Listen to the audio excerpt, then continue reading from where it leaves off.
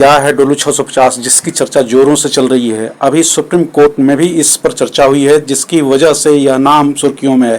दरअसल डोलो 650 एक दवा का नाम है जो बुखार और दर्द से राहत देने के लिए माइक्रोलैब्स लिमिटेड नाम की एक दवा कंपनी के द्वारा बनाई जाती है। फिर इसमें कौन सी विशेष बात हुई कि यह दवा इतना चर्चित हो गई, जबकि बाजार में बुखार और दर्द की कई दवाइयाँ आसानी से मिल जाती हैं।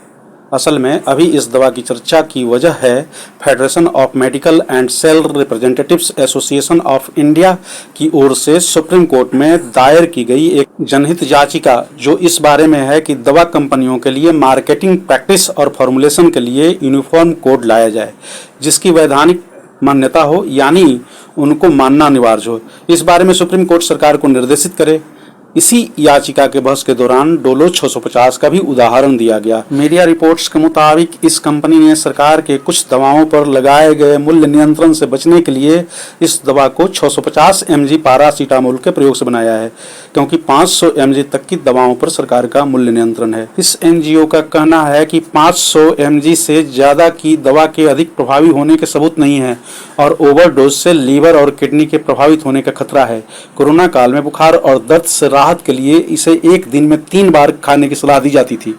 मीडिया में आई खबरों के मुताबिक दवा बनाने वाली कंपनी माइक्रोलैब्स लिमिटेड पर आयकर विभाग के द्वारा डाले गए एक छापे में प्राप्त दस्तावेजों से इस दवा से होने वाली बिक्री के मुनाफे से प्राप्त आय में करोड़ों की टैक्स चोरी का दावा किया गया है। यह कहा गया है कि इस कंपनी ने कोरोना की तेज रफ्तार के दौरान डोलो 650 की बिक्री की रफ्तार को बढ़ाने के लिए अनुचित तरीके से चिकित्सकों को 1000 करोड़ रुपये तक के मुफ्त उपहार बांटे, जिससे कई चिकित्सकों ने इस दवा को रोगियों की पर्ची में बिना सोचे समझे लिखा, जिससे इस दवा की मांग बाजार में काफी तेज हो गई। फिर लोगों के द्वारा इस दवा को बिना चिकित्सकीय सलाह के भी भारी पैमाने पर उपयोग किया गया।